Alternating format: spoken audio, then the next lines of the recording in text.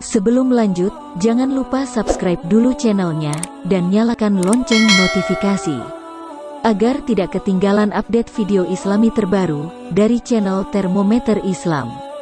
Terima kasih sudah berkunjung, semoga sehat selalu. Mengkosong, tidak ada itu. Semua kita cinta kepada Indonesia. Bagus. NKRI, Pancasila, Undang-Undang Dasar 45, Bhinneka Tunggal Ika sudah menjiwai dalam sistem kehidupan orang Indonesia. Para politikus saja yang memakai kalimat yang keliru, Pancasila final.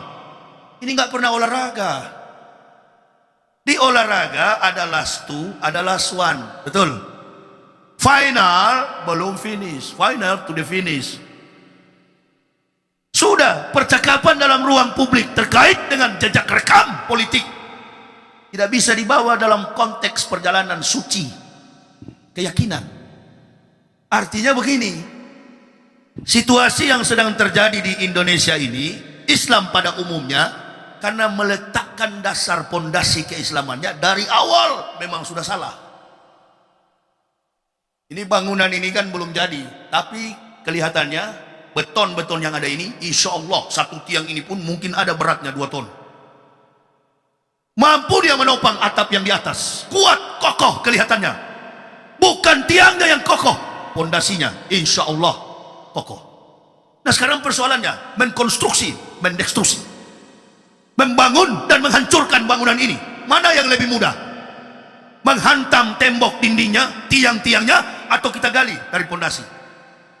Mana yang lebih mudah? Gali dari pondasi atau kita hantam temboknya? Memukul, merobohkan temboknya maka memerlukan waktu yang lama. Bisa jadi 1 tahun, 1 bulan, 1 tahun, 2 tahun barulah bangunan ini roboh, temboknya kekar begini. Cara salah satunya robohkan dari dasar. Di mana tiang rajanya? Di mana pondasinya? Kokoh dia karena pondasinya kuat. Nggak ada orang bangun rumah langsung tanam tiang, nggak ada itu. Dasar dibangun dulu. Memang cara membangunnya sudah salah dari awal. Oh, saya kadang-kala merenung, duduk diam habis ceramah, pantasan aja ada orang Islam yang munafik, pantasan aja ada orang Islam yang murtad, pantasan aja ada orang Islam yang lalai menjalankan perintah Allah. Cuma lipsting, mengaku Islam tapi suka mengganggu mengaku Islam tapi suka menyakiti saudara mengaku Islam tapi suka menganiaya bahkan membunuh saudara ini yang membuat kita Islam di Indonesia ini kalau bangunan sudah miring, sebentar lagi roboh. Timur Tengah sudah roboh. Bukan cuma roboh, Timur Tengah sudah berantakan. Momen inilah kita akan menata kembali pondasi keislaman kita. Saya bukan ulama, saya bukan ustadz, saya cuma mantan kafir alias mantan peroboh bangunan Islam. Dosa saya luar biasa, saya akan bangun kembali Islam. Bapak ibu tidak akan tahu tentang Nabi Muhammad, nggak akan tahu bapak ibu tentang siapa Ahmad bin Abdullah kalau ibu bapak tidak tahu siapa Nabi Isa. Kadangkala cerita tentang Nabi Isa dikaburkan dalam Islam. Sudah dikaburkan, ada juga ulama munafik yang mencoba menipu umat Islam lalu mengatakan agama kita sama kok dengan Kristen. Kristen itu kan Nabi Isa. Orientalis Barat bersekutu dengan ulama munafik. Antum pikir di Islam ini enggak? Justru Nabi menyuruh kita untuk waspada dengan ulama-ulama seperti itu. Ihsaru salasa asnafin minan nasi wahum. Waspadalah kalian dengan 3 golongan manusia di antara kamu. Yang pertama, al ulamaul ghafilun, ulama yang lalai. Padahal untuk menertibkan dunia ini dibutuhkan ilmu para ulama. Kiwamud dunia bi arba'ati asa. Tertibnya dunia bergantung kepada 4 orang. Yang pertama bi ilmi ulama'i. Di sisi yang lain waspada. Kalau di Indonesia saya mau terus terang, ini ya ditujukan kepada ulama-ulama yang kemudian dari ulama berubah jadi politikus. Dari ulama berubah menjadi umaro. Padahal ulama dan umaro adalah mitra. Saya duduk di belakang, ada dari wali kota, ada dari polsek, ada dari dandim, ada dari tentara, ada dari polisi. Nah, ini mitra. Artinya apa? Konsisten sebagai mitra. Ulama tetap ulama, umaro tetap umar. Kalau ulama sudah jadi umaro, umaro sudah jadi ulama, ini yang fatal. Khutbah Jumat pun kocar kacir.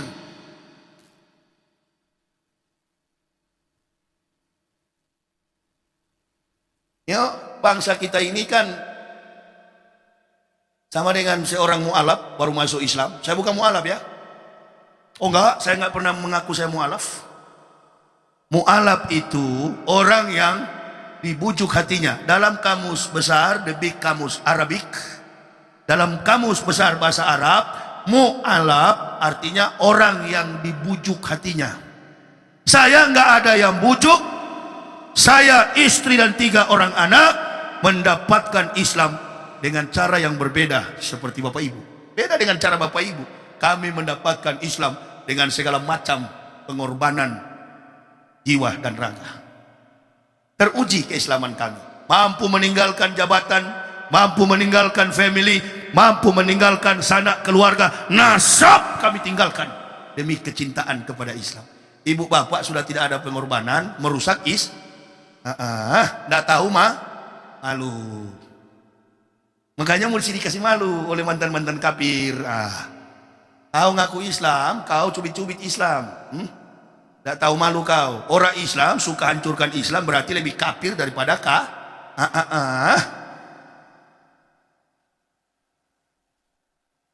tahun Yahya Waloni ini begini-gini modelnya, nggak pernah berubah. Kenapa saya nggak pernah berubah? Karena saya bukan bunglon.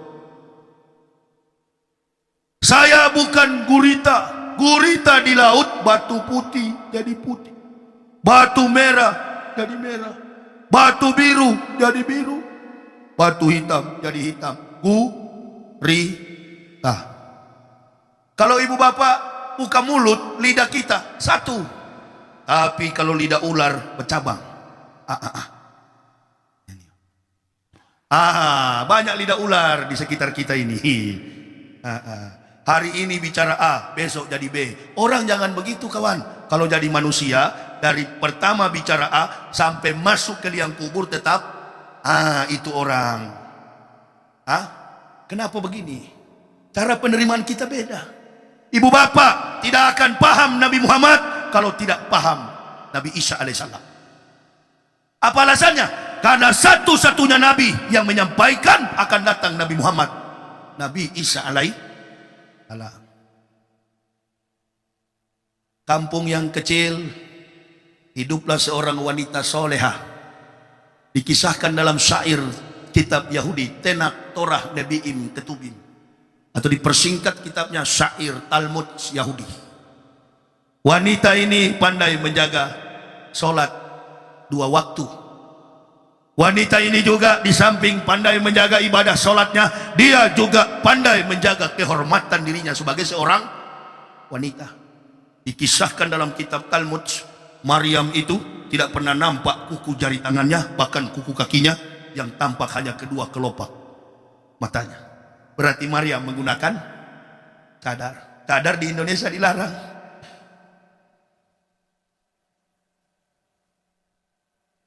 Saya kan sudah bilang, beda kita Pak, Bu.